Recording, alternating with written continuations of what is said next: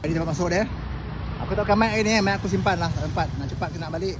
So dalam ni macam ni lah. So kalau kau nak makan roti beef orek kat sini lah. Dari Sawangan dekat Hatia So tempat dia bagi motor. Ramai yang pergi ni. Maknanya sedap lah kedai ni. Kalau semua datang makan sini gue banyak main skuter lah.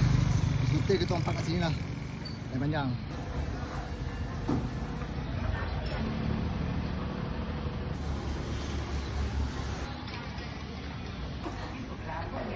Order kat sini. Sini kau order. Kita bayar kemudian lah. Betul. Kita buat air kat sini.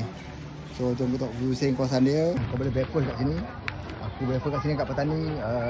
Roti apa ni? Lama lah lupa namanya. Roti apa yang saya tengok sekali lah. Sini ramai orang order.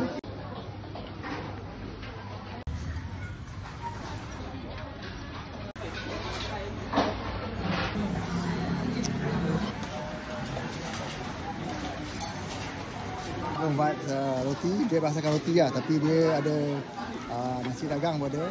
Ada canai pun ada.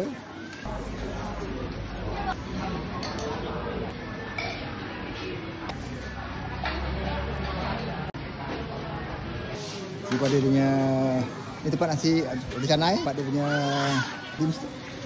dimsum kau boleh kat sini. Tempat aku nak record tadi, orang bayar. So macam pilihan lah. Kita makan dia tu petani. So kat Anai pun ada kan. So di Sawangan dia. Di Forest. Benda. Aduh. Di Forest. Yeah. Anai pun ada. So tempat dia orang makan kat sini. So dia punya ruang pun tinggi lah saya tengok.